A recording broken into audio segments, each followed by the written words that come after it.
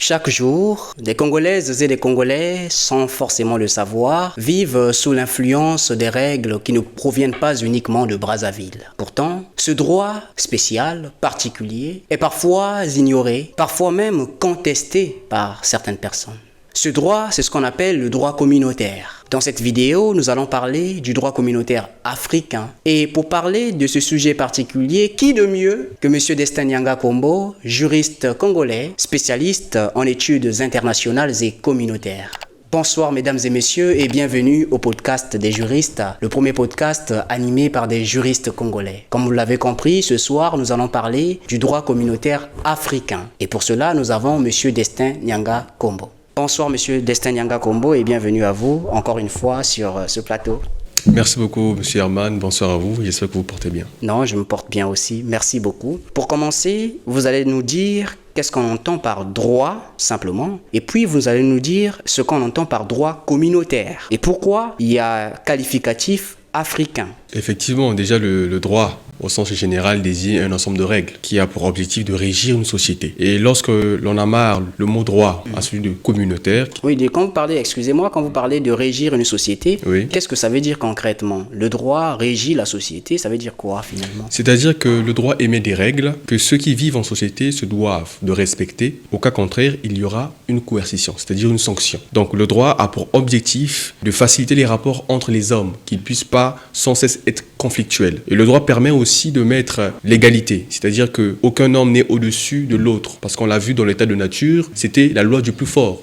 Mais avec l'état civil, avec notamment le livre Contrat social de Jean-Jacques Rousseau, l'on voit que le droit vient établir un contrat entre les hommes en société pour dire qu'on est tous égaux, on a tous les mêmes chances. Donc si aujourd'hui vous me faites du mal, vous serez puni non par moi qui a été biaisé, mais bien par la société. Donc par tout le monde. Par tout le monde. Tout le monde te sanctionne parce que tu as enfreint une règle que tous nous avons consentie. Nous avons consenti l'élaboration. Alors maintenant, qu'est-ce qu'on entend par droit communautaire? Donc si l'on conçoit le droit, au sens général comme l'ensemble des règles, le droit communautaire désigne un type de droit précis qui est adapté à la communauté. Mais si on ne parle pas de communauté d'hommes, mais on parle de communauté d'États, c'est-à-dire 2, 3, 4, 5 États, plusieurs États, qui se décident de se rassembler autour d'une communauté, de produire des règles qui vont s'appliquer de façon directe dans les États membres faisant partie de cette communauté. Oui, après, vous allez nous parler du droit communautaire africain. Oui, mais il y a une question quand je vois déjà vous parler du droit qui régit la société, qui édicte des règles que les hommes doivent respecter dans la société, qui assure l'égalité entre les hommes et qui prévoit des sanctions. Oui, vous parlez d'une société. Et là, vous avez parlé d'une société des États, c'est-à-dire que d'un ensemble des États qui sont dans une communauté, il y a une communauté qui édicte des règles qui vont s'appliquer au sein des États. Est-ce que la société dont on parle lorsqu'on parle du droit, terme simple en termes de définition, et la société dont on parle lorsqu'on parle du droit communautaire est différente ou bien c'est la même chose? Disons que il s'agit de la même société, mais à un cran beaucoup plus supérieur. Donc à un niveau international ou bien? Effectivement.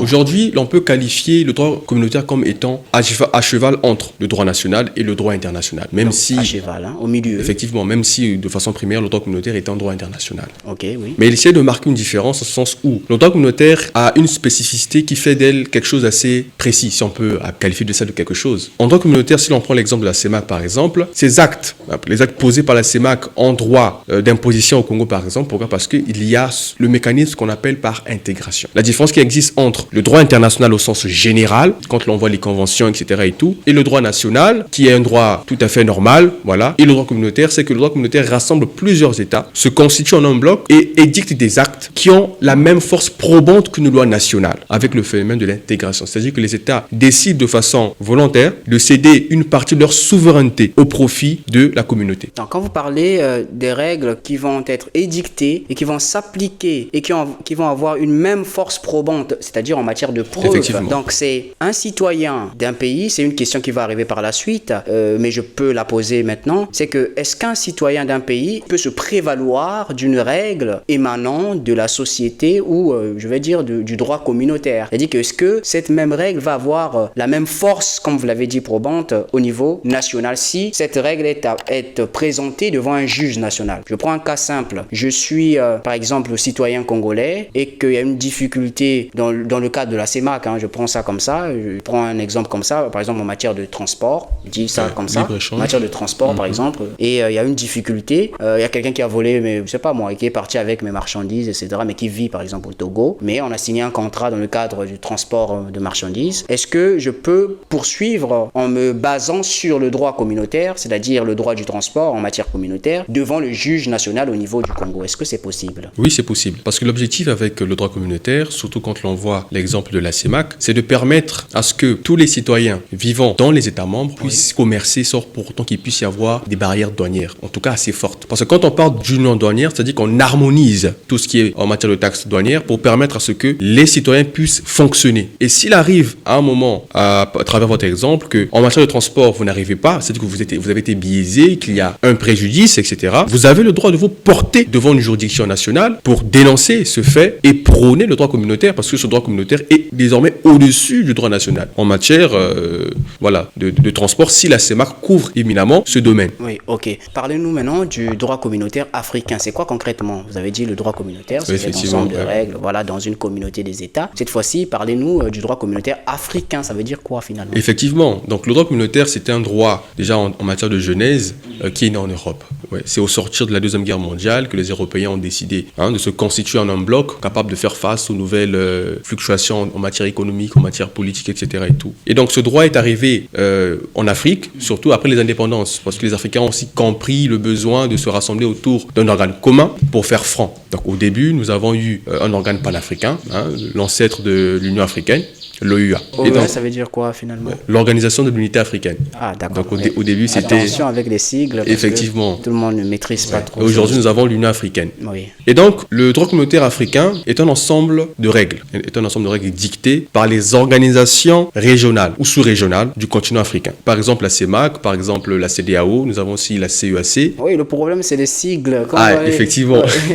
Nous avons la CEMAC, dans la communauté économique et monétaire des États de l'Afrique centrale. Oui. Nous avons la CEDEAO, la communauté des États de l'Afrique de l'Ouest, la communauté économique des États de l'Afrique de l'Ouest. Nous avons l'UMA, l'Union du Maghreb arabe. Donc nous en avons plusieurs. Nous avons aussi la CEAC, la communauté économique des États de l'Afrique centrale. Nous avons aussi la SADC, nous avons aussi la COMESA. Donc il y en a plusieurs. Il y en a plusieurs effectivement, puisqu'il y en a plus de deux. Maintenant, ces différentes communautés qu'on appelle aussi CER, donc communautés économiques régionales, ont une connotation intégratoire. C'est-à-dire que dès l'instant où elles prennent des actes, celles-ci s'appliquent automatiquement dans l'ordonnancement juridique des États membres de cette communauté. La différence notamment de l'Union africaine qui est, c'est vrai, une organisation régionale communautaire, c'est vrai, mais sauf que celle-ci a une connotation de coopération. C'est-à-dire que les actes que prennent les États au niveau de l'Union africaine ne s'appliquent pas automatiquement dans l'ordonnancement juridique des États. Donc il faut encore valider ces actes pour que ces actes puissent entrer dans le droit interne d'un État. Et dans ce cas de figure, est-ce que ce droit-là, ce droit communautaire,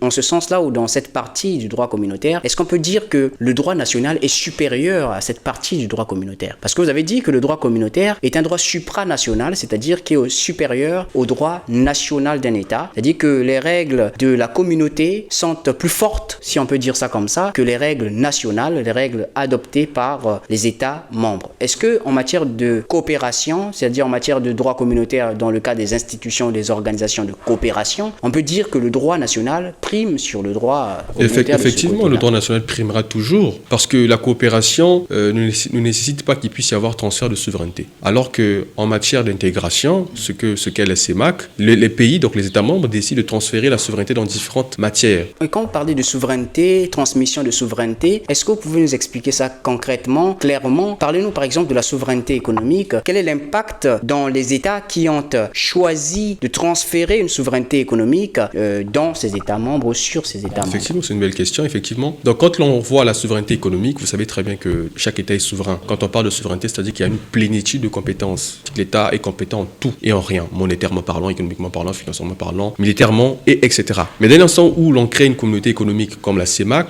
où l'on transfère nos compétences en matière économique et monétaire, ce qui veut dire que l'État ne pourra plus créer sa propre monnaie, premièrement. En matière de communauté économique et monétaire, généralement, c'est pas que généralement, c'est cela en fait. On transfère la compétence monétaire de l'État ou des États au sein de la communauté qui va l'exercer en lieu et place des États membres. Ôtez-moi d'un doute, s'il vous plaît. Au Congo, on utilise le franc CFA. Effectivement. Qu'on abrège ZAF, XAF. Au Gabon, on utilise la même monnaie. Au Cameroun, au Tchad. Est-ce que ces États que je viens de citer font partie de la CEMAC et ont décidé de transférer leur souveraineté économique, comme vous l'avez dit? Oui, effectivement, ils ont transféré leur souveraineté monétaire auprès de la communauté qui l'exerce en lieu et place des États, mais toujours sous le contrôle de ces mêmes États membres-là. Parce que la communauté est née de la volonté de ces États, donc de ces 6 États de la CEMAC, de pouvoir se concilier pour harmoniser au sens monétaire les relations qui existent entre eux. Donc ça veut dire que la monnaie que nous avons en République du Congo, c'est une monnaie décidée par la communauté des États qui est la CEMAC. Merci beaucoup pour toutes ces précisions. Vous nous avez dit que c'est la CEMAC en réalité qui élabore des règles, donc qui gère la réglementation. On va dire c'est le droit communautaire. Le droit communautaire, c'est un droit qui élabore lui-même des règles qui vont s'appliquer au sein des États membres. Oui. Alors, au Congo, quelles sont les institutions ou les organisations qui pratiquent ce droit communautaire et qui ont une influence en matière réglementaire dans ce pays? C'est-à-dire en matière de règles, pour ne pas dire législative, je parle de réglementaire. Déjà, il c'est de rappeler que la CEMAC a des représentations dans tous les États membres. Donc ici, nous avons une représentation de la CEMAC qui est d'ailleurs dirigée par un représentant permanent qui est ambassadeur. Mais mis à part cela, dans chaque État membre, il y a des institutions de la CEMAC. Par exemple, au Tchad, nous avons la Cour de justice de la CEMAC. La commission se trouve actuellement en Guinée équatoriale et etc. Un petit peu. Ici au Congo, nous avons la Banque de développement de la CEMAC. Donc vous voyez très bien que les institutions de la CEMAC sont dispatchées dans chaque État membre. Maintenant, au niveau national, chaque État a un mot à dire. On peut prendre le conseil ministériel de l'UMAC, Union monétaire d'Afrique centrale. Il y a un conseil ministériel dans lequel siègent les ministres des Finances. Et donc, c'est à travers les travaux de ces différents conseils ministériels, on en a 2, en l'occurrence d'abord de l'UMAC, que les ministres des Finances, après travaux, décident des directives qu'il s'agit d'apporter au sein de la communauté, qui sera ensuite entériné par la conférence des chefs d'État et de gouvernement de la CEMAC. Wow, c'est un processus assez complexe. C'est pourquoi, comme je l'ai dit en intro, c'est un droit qui est méconnu, c'est un droit parfois qui est contesté pour certains parce que le mécanisme d'élaboration est très complexe. Effectivement, parce que les travaux débutent premièrement au niveau national, après il y a transmission au sein de la commission de la CEMAC qui est une institution de la CEMAC qui joue le rôle d'exécution même des directives, règlements et autres de la CEMAC, puis transmis au sein de la conférence des chefs d'État qui décidera en dernier ressort s'il s'agit d'adopter telle ou telle chose. Vous avez cité une cour, je ne sais pas moi, en matière de CEMAC. Est-ce qu'il existe réellement, concrètement, en matière du droit communautaire, une juridiction compétente en la matière? Et à quoi sert-elle finalement s'il y a une juridiction dans ce cas de figure? Effectivement, elle existe. La Cour de justice de la CEMAC existe. Son siège se trouve à Djamena. Elle a pour objectif premier d'interpréter le traité constitutif de la CEMAC. Donc le traité qui a créé la CEMAC. Effectivement. Premier rôle d'une juridiction, d'une telle organisation, ou la plupart des organisations, c'est d'abord l'interprétation du traité constitutif de la CEMAC. Parce qu'il peut toujours y avoir des ambiguïtés. En fait. Parce qu'aujourd'hui, quand on voit le traité qui est le droit communautaire primaire, plus le droit communautaire dérivé, c'est-à-dire que les actes qui sont pris par la communauté, il peut y avoir des phasages. Or, le droit dérivé doit être conforme au droit primaire. Donc c'est comme la Constitution et la loi. On ne peut pas prendre une loi qui est inconstitutionnelle à la Constitution. Et c'est pareil. Donc on ne peut pas prendre aussi une loi qui n'est pas en accord avec la conventionnalité primaire du traité. Donc c'est un peu comme aujourd'hui, c'est-à-dire qu'une loi qui est prise qui est contraire à la Constitution, c'est une loi qui est inconstitutionnelle. Elle doit être dégagée et la Cour constitutionnelle se charge de la conformité. De la conformité de ces règles et puis de les enlever par la suite. Et c'est la même chose avec la Cour que vous avez soulevée tout à l'heure pour dire que la Constitution correspond au traité fondateur de l'institution communautaire qui est la CEMAC. Et il faudrait que les règlements ou les décisions, peu importe les actes que la CEMAC va prendre, que ces actes soient en relation, en accord, en tout cas avec le traité qui a créé la communauté donc de la CEMAC. Merci pour tous ces détails. Il y a aussi une autre question. Est-ce que vous parlez de la CEMAC? Oui, mais est-ce que c'est l'unique institution en matière de droit communautaire en Afrique, particulièrement au Congo-Brazzaville? Non, malheureusement non. Bon, on ne peut pas aussi dire malheureusement. Non, effectivement, il y a plusieurs institutions communautaires et c'est même ça le vice ou le problème même qu'on essaie de régler en matière de rationalisation des CER parce qu'on estime qu'il y a tellement d'institutions communautaires en Afrique qu'on n'a plus réellement en fait, on ne sait plus réellement où donner de la tête. Au niveau du nord, nous avons l'UMA. À l'ouest, nous avons la CEDEAO. Nous avons aussi l'UEMOA. Au centre, nous avons la CEMAC, la CEAC. À l'est, nous avons la SADC. Nous avons la COMESA au niveau du sud. Nous avons la EAC au niveau de l'est aussi. Donc, il y a tellement d'institutions communautaires en Afrique que l'objectif d'ici, je dirais peut-être dans 35 ans, 34 ans, c'est de rationaliser, donc transférer toutes ces institutions en une seule. Et l'objectif à long terme, c'est de faire de l'Union africaine la seule institution communautaire en Afrique, à l'image de l'Union européenne en Europe. Un petit peu. Donc, il y a plusieurs institutions communautaires qui existent. Nous avons, comme j'ai sollicité, la CEMAC, la CEAC, la CEDEAO, nous avons la SADC, la COMESA, nous avons aussi l'UMA, même si l'UMA décline un petit peu, voilà, du fait de quelques conflits internes entre les membres même de cette institution. Donc, nous en avons beaucoup. J'ai entendu parler d'une institution, je ne sais pas si on va appeler ça institution, je crois l'Agence des États du Sahel. Est-ce que c'est une institution, ça fait partie du droit communautaire ou pas? Bon, l'Alliance des États du Sahel est à prendre un peu avec deux poids deux mesures. Okay, oui. Nous ne pouvons pas réellement dire aujourd'hui que c'est du droit communautaire. C'est une confédération et c'est vrai qu'elle produit du droit. Donc c'est une association d'État, confédération. Effectivement, c'est une association d'État. Oui. Effectivement. Donc quand ils produisent du droit, ce droit ne peut pas vraiment être considéré comme étant du droit communautaire puisque c'est encore de la coopération. Les États n'ont pas transféré leur souveraineté au sein de la communauté. Donc d'où les actes que prendront cette alliance ne pourront pas rentrer automatiquement dans l'ordonnancement juridique. Interne des États. Donc c'est plus de la coopération que de l'intégration. D'où le caractère communautaire est encore à vraiment relativiser. Ok, merci beaucoup. Mais j'ai entendu parler, c'est souvent les juristes privatistes qui parlent de ça, d'une organisation appelée OHADA, Organisation pour l'harmonisation en Afrique du droit des affaires. Est-ce que cette institution fait partie du droit communautaire? Est-ce qu'il y a un droit communautaire en la matière aussi? Effectivement, l'OHADA est l'un des exemples les plus probants en matière de droit communautaire parce qu'elle vient littéralement harmoniser le droit des affaires en Afrique, c'est-à-dire qu'elle apporte une sécurité non seulement aux investisseurs, mais surtout en matière juridique au sein de l'Afrique. Donc on peut dire que le droit communautaire a un réel impact sur la population d'un pays. Parce que plus on est unis, plus on va loin. Parce qu'aujourd'hui, si chaque pays en Afrique adopte une position qui est la leur, c'est-à-dire une position qui est individuelle, donc à peu près en autarcie, on ne pourra pas fonctionner. Aujourd'hui, avec un monde qui est mondialisé, il faut qu'on puisse être forcément en relation. Donc il s'agissait pour la CEMAC, en tout cas c'est une grande vision, l'OHADA, oui, de l'OHADA, d'harmoniser le droit des affaires. Parce que si aujourd'hui, au niveau de l'Afrique centrale, on a notre politique en matière de droit des affaires, l'Afrique de l'Ouest aussi leur politique, l'Afrique de l'Est aussi leur politique, l'Afrique du Sud, voilà. Donc vous voyez très bien que l'Afrique sera divisée. Alors que ce sont les affaires qui font vivre les économies. Et plus l'économie africaine est forte, et plus forcément nos États seront développés. Et donc c'est dans cet objectif que l'OHADA vient mettre, voilà, une atmosphère, donc littéralement un environnement de paix, surtout de sécurité en matière d'investissement, parce que dès l'instant où un investisseur arrive en Afrique, c'est très bien qu'il y a l'OHADA qui existe, oui. Il peut investir, et c'est que si j'ai un problème en matière de juridiction, il y a la Cour de justice, la Cour de commune de justice et d'arbitrage de l'OHADA qui se chargera bien évidemment de pouvoir décider sur la situation et de façon impartiale. Oui, cette Cour commune de justice et d'arbitrage, effectivement, dont le siège se trouve à Abidjan. C'est très intéressant. Pourquoi? Parce que les investisseurs, c'est très difficile pour un investisseur, d'un entrepreneur, de se dire, écoutez, je vais investir dans tel pays et s'il y a une difficulté,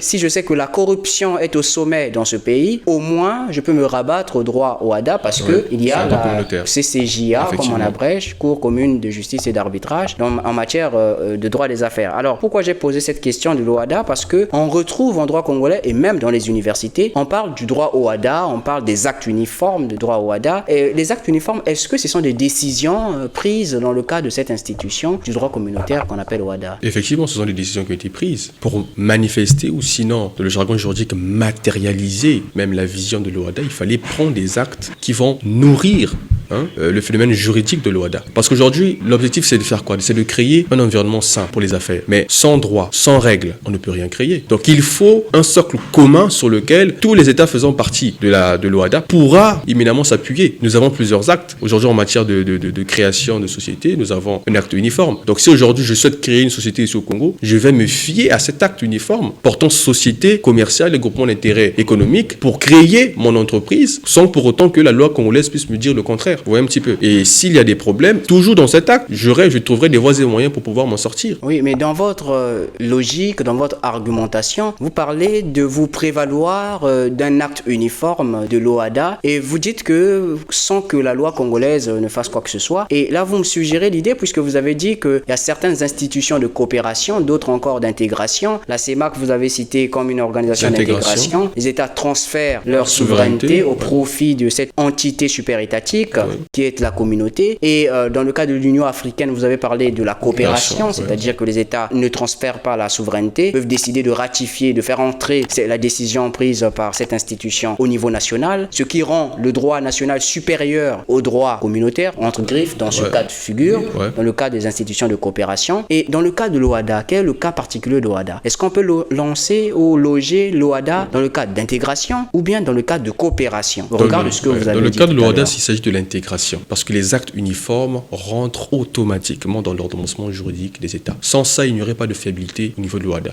Parce que quand un investisseur arrive dans un pays, il regarde l'environnement juridique. Si j'ai un problème, comment vais-je faire? Est-ce que la procédure va tarder? Parce qu'à un moment donné, on se retrouvait, un investisseur arrive ici, dans le contrat de partenariat, on dit que s'il y a un souci, c'est le tribunal, je ne sais pas, de Paris qui va régler la situation. Il y avait un problème. Donc aujourd'hui, avec l'OHADA, puisque les règles, donc les actes uniformes, les règles qu'ils édictent rentrent automatiquement dans l'ordonnancement juridique des États, un investisseur, quand il arrive au Congo, par exemple, il n'a pas de problème. Il va se fier à ce que l'OHADA dit, et s'il y a un problème, il peut aller devant le juge national, et s'il ne trouve pas gain de cause, mais il y a la Cour qui est là. Ouais, la Cour est là, pourra trancher. Dès l'instant où la Cour tranche, il n'y a plus rien. La décision rentre automatiquement dans l'ordonnancement juridique, effectivement. Donc, il faudra l'appliquer. Non, mais c'est super parce que, vous voyez, comme je l'ai dit, le droit communautaire, il est ignoré. C'est un droit qui est important. Mais là, nous commençons à décortiquer. Nous sommes en train de décortiquer cette notion. C'est vous qui décortiquez. Moi, je ne fais que poser des questions. Mais là, je commence à comprendre justement quelle est l'importance, le rôle et même le fonctionnement de ce droit communautaire, particulièrement africain, puisque là, nous parlons que du droit communautaire africain. Effectivement. L'Union européenne, bon, c'est leur histoire. Nous, c'est plutôt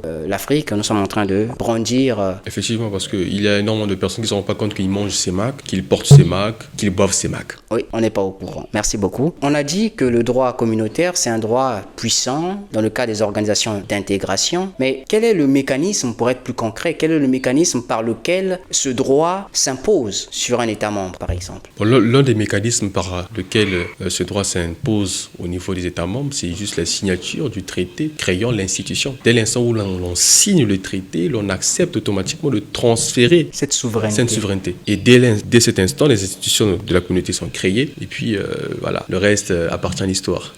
Donc ça devient automatique dans la mesure où si, je ne sais pas si c'est une commission ou c'est un parlement au niveau de la communauté, dès que cette communauté ou cette institution adopte une règle au sens général du terme, c'est-à-dire ça peut être un règlement, une décision, peu importe, dès que la décision prend un acte, automatiquement ça s'applique dans l'État membre, c'est comme si c'était le Parlement national qui l'avait pris, c'est comme ça. Effectivement. Et encore, la CEMAC dispose d'un parlement. La CEMAC a un parlement, la CEMAC a une commission, une cour de justice. En fait, c'est comme si nous avons les trois pouvoirs d'un État. Pouvoir exécutif, pouvoir législatif et pouvoir judiciaire. Le pouvoir judiciaire est assuré par la cour, le pouvoir exécutif est assuré par la commission, et puis nous avons le pouvoir législatif assuré par le Parlement. Et tous ces trois institutions sont coiffées par la conférence des chefs d'État et de gouvernement de la CEMAC. Qui se situe au sommet. Qui se situe au sommet. Effectivement, c'est l'organe suprême. Waouh, c'est super intéressant tout ça. Comment se fait la saisine, si vous pouvez nous aider à comprendre, comment est-ce qu'on fait pour saisir une juridiction d'une organisation internationale ou une juridiction communautaire? Comment est-ce qu'on fait pour saisir une telle juridiction? Par principe, pour saisir une juridiction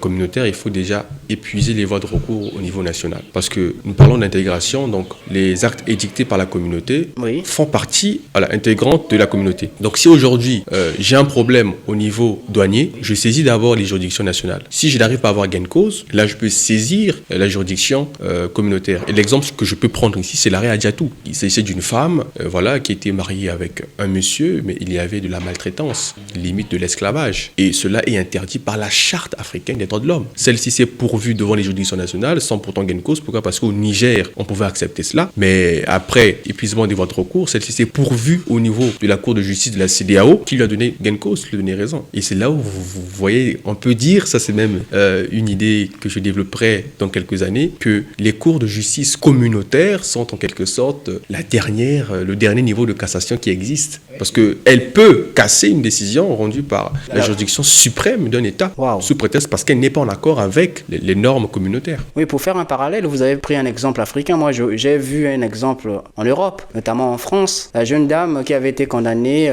dont le divorce a été prononcé, elle avait 69 ans, qui refusait de partager le lit avec son conjoint. La décision que la Cour européenne des droits de l'homme avait cassée, décision rendue par la Cour de cassation en France. Donc, tout ça montre que le droit communautaire, il est puissant. Oui. C'est un droit qui est très puissant puisque l'État a cédé. L'État est devenu faible puisqu'il a transféré sa souveraineté. Oui, c'est beau tout ça. Quand on maîtrise cette discipline, quand on maîtrise ce droit et quand on comprend comment est-ce que ce droit fonctionne, on peut toutefois ne pas trouver de règles en matière de droit national, mais en regardant le droit communautaire, on peut retrouver de quoi à poursuivre quelqu'un, de quoi mener une activité. Ou même poursuivre l'État. Parce que si aujourd'hui l'État venait à faillir à l'une de ses obligations communautaires, un individu peut poursuivre l'État devant la Cour communautaire. Wow, mais c'est extraordinaire. Et l'un des exemples que l'on peut prendre, c'est la célèbre affaire Costa Enel. Ah bon? Ouais. En Europe.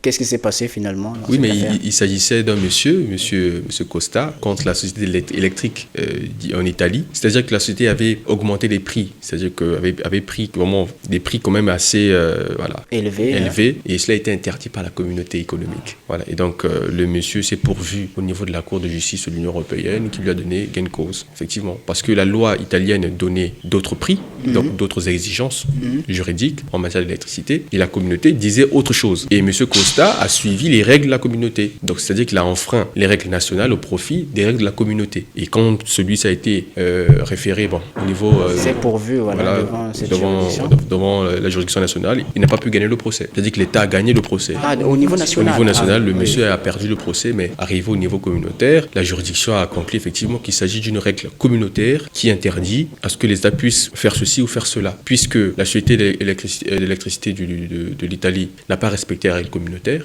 on casse la décision. La décision a été cassée, M. Costa a eu gain de cause. Voilà. Oui, non, mais le droit communautaire, c'est un droit puissant. Ouais. Alors, une question, en cas de conflit, puisque c'est un droit puissant, le droit communautaire, en cas de conflit entre le droit communautaire, par exemple, dans le système OHADA, et le droit communautaire dans le système CEMAC, c'est-à-dire qu'il y a un conflit entre des règles ou, je sais pas moi, de loi dans ce cas de figure, quel est le droit de l'institution qui va primer? Ici, qu'est-ce qui peut arriver finalement? Ici, il s'agira pour le juge national déjà de trouver la compétence ou sinon le domaine dans lequel va s'inscrire le fait qui est apporté devant lui. Parce que la CEMAC a des domaines bien disposés, donc bien définis, et l'OHADA aussi a son domaine. La CEMAC va dans un sens beaucoup plus général, un sens beaucoup plus objectif, alors que l'OHADA va dans un sens beaucoup plus subjectif parce que l'OHADA s'intéresse beaucoup plus aux relations économiques qui s'installent entre les individus. Alors que la CEMAC vient tout simplement mettre, c'est du droit public, mettre les jalons. Au sens général, on va faire ceci, on va faire ceci. Voilà. Aujourd'hui, la CEMAC ne peut pas venir dire, le foufou aujourd'hui, c'est à 100 francs ou 500. C'est pas possible. Aujourd'hui, la CEMAC ne peut pas venir dire que, tout commerçant doit faire ceci. Non. Doit s'enregistrer au registre du commerce et du crédit immobilier. Il ne peut plus le faire. Il pouvait le faire peut-être avant, mais là, il ne peut plus le faire parce que l'OHADA a déjà de l'ascendance sur ça. Vous voyez un petit peu. Donc, la CEMAC, c'est l'économie et la monnaie. C'est tout. Non. Autrement dit, que ça sera difficile de trouver un conflit entre ces deux institutions. Ce serait vraiment difficile de trouver un conflit entre les deux institutions, mais quoique il peut toujours y exister. Mais si cela existe, ce sera au juge, donc l'office du juge, de pouvoir distinguer les domaines de prédilection de la CEMAC et de l'OHADA par rapport aux faits qui sont présentés. Devant lui, il peut écarter, par exemple. Imagine si le domaine de l'OHADA, c'est en matière des droits des affaires, donc, droit commercial et autres. Si le cadre économique, c'est la CEMAC, par exemple, le cadre économique, c'est la CEMAC. Quoique droit des affaires, c'est un peu économie, mais entre griffes, en matière monétaire, par exemple, c'est la CEMAC. Et en matière de droit des affaires, c'est l'OHADA. Si la CEMAC s'interfère dans le cadre des affaires, il y a une loi, un règlement qui a été pris dans ce sens-là, le juge peut dire, écoutez, c'est pas le domaine de prédilection de la CEMAC, donc cette règle, on l'écarte, on applique la règle de l'OHADA parce que l'OHADA est dédié pour ça. C'est-à-dire que les règles de l'OHADA sont dédiées. Effectivement, mais après la CEMAC, c'est la libre-échange. Vraiment, c'est d'abord le libre-échange, l'union douanière, permettre à ce qu'il puisse y avoir la circulation des biens et des services. C'est ça l'objectif. En termes économiques, c'est ça les objectifs de la CEMAC. La libre circulation des biens et services et des personnes aussi. Voilà, des personnes aussi. Et monétaire, c'est la création monétaire, donc la monnaie. Alors que l'OHADA, c'est beaucoup plus dans le sens des affaires, dans l'activité économique. Donc régir les activités économiques entre les commerçants et les non-commerçants et vice-versa. Merci beaucoup. Alors pour terminer, pensez-vous que le droit communautaire africain, dans le cas du Congo, constitue un véritable levier de développement pour ce pays, notre beau pays, le Congo? Effectivement, le droit communautaire constitue un véritable levier, pas seulement pour le Congo, donc pour la République du Congo, mais surtout pour l'Afrique. Parce qu'aujourd'hui, nous avons trop de barrières, que ce soit en matière économique, en matière monétaire, mais surtout aussi en matière d'éducation. Récemment, j'ai participé à la simulation de la conférence des chefs d'État et de gouvernement de l'Union africaine, où j'ai mené un plaidoyer, celui de l'harmonisation des politiques scolaires en Afrique. Parce qu'aujourd'hui, c'est quand même aberrant qu'un étudiant congolais puisse commencer ses études supérieures, faire la première, deuxième, troisième année, avoir sa licence, mais arrivant en Côte d'Ivoire, par exemple, celui-ci va reprendre la première année pour le même domaine, pour la même filière. Ce n'est pas possible. Alors que l'exemple le plus probant en termes d'intégration de l'Union européenne, cela n'existe plus. Aujourd'hui, en Europe, si vous commencez votre licence en France, vous finissez, donc c'est-à-dire que vous arrêtez en deuxième année, vous pouvez poursuivre la troisième année dans un autre pays européen. Voilà, ça c'est juste en termes d'éducation. Donc vous voyez très bien que la communauté a beaucoup de bénéfices. Il suffit simplement d'appliquer de façon effective. Maintenant, en matière économique, en matière d'économie et en matière monétaire, aujourd'hui, je vous dis que si l'Afrique n'a qu'une seule monnaie, nous serions l'un des plus puissants pôles économiques du monde. C'est évident. Parce qu'aujourd'hui, l'Union européenne est une grande puissance économique, c'est parce qu'il n'y a qu'une seule monnaie. Un petit peu. Une monnaie très puissante d'ailleurs, puisque le franc s'est fait même d'ailleurs amarrer. Voilà. 650. Effectivement. Et ça, ce n'est qu'en matière monétaire. Oui. Et en matière économique, si nous avons les mêmes politiques économiques, ce qui veut dire que nous aurons beaucoup plus de facilité entre, c'est-à-dire pour faire le libre-échange. C'est-à-dire qu'il y aura beaucoup plus de services qui pourront... Pas besoin de convertir la monnaie. C'est ça, en fait. Donc aujourd'hui, par exemple, j'ai un centre d'encadrement ou un cabinet de consulting, c'est-à-dire que je peux recevoir des affaires du Cameroun, les traiter et puis les renvoyer au Cameroun et vice-versa. Donc il y a une affaire en Libye, mais puisqu'il y a littéralement la zone de libre-échange, là on peut déjà le faire et puis il n'y a pas de souci. Malheureusement, on ne peut pas dire malheureusement, heureusement que la vision quand même d'une zone de libre-échange continentale africaine 2030, soi-disant. Bon, ça dépend, puisque cela est déjà effectif depuis 2019, donc le traité est entré en vigueur depuis 2019, la ZLECAf. Donc on va voir ce qui va se passer, mais malheureusement ce traité a aussi des avantages et des inconvénients. C'est-à-dire que pour les États producteurs, ce sera bénéfique, mais pour les États consommateurs, malheureusement, voilà. Donc ce qui veut dire que la balance en matière d'importation sera beaucoup plus salée pour les consommateurs et beaucoup plus salée en matière d'exportation pour les producteurs. Mais en économie, on sait très bien que ceux qui produisent, donc ceux qui exportent, ont beaucoup plus d'avantages que ceux qui importent. En effet. Donc vous voyez très bien que pour nous, en particulier le Congo, qui ne sommes pas très producteurs en matière agricole, ce sera pas très bon pour nous. Mais malheureusement, je pense que le gouvernement commence quand même à faire ses preuves. Nous voyons très bien la politique des ZAP. Donc je pense que si on poursuit sur cette vision quand même du chef de l'État, on pourra être compétitif. Ne pas se faire bouffer comme on dit dans le jargon. Ok, merci beaucoup. Quel est votre mot de la fin pour celles et ceux qui nous ont suivis jusqu'ici? Je vous dirais déjà merci. Merci de toujours être là pour nous soutenir, parce que sans votre soutien, nous ne pourrions pas continuer. Mais mon mot en matière de droit communautaire, c'est que vous devez vous informer. Que vous soyez en République du Congo, en RDC, en Côte d'Ivoire, au Mali, ou je ne sais, autre pays africain, sachez-le que vous êtes dans une communauté économique ou monétaire, ça dépend. Et donc, vous devez vous imprégner de ces règles-là qui font le quotidien de votre vie. Parce que vous avez une monnaie qui est parfois floquée du nom de la communauté. Donc, vous consommez communauté. Donc, si vous ne connaissez pas, c'est pas bon. Donc, mon conseil, c'est celui-là. Informez-vous. Nous sommes là aussi pour vous informer. Donc, abonnez-vous aussi, et likez et commentez. Merci. Ok, merci beaucoup, Monsieur Destin Nyanga Kombo, d'avoir participé à cet épisode. Merci, mesdames et messieurs, d'avoir regardé cette vidéo jusqu'à sa fin. N'oubliez pas, comme Monsieur Destin l'a dit, abonnez-vous, partagez la vidéo, commentez si vous avez des questions, des zones d'ombre relatives à cette vidéo. Et on se dit à samedi prochain. Merci.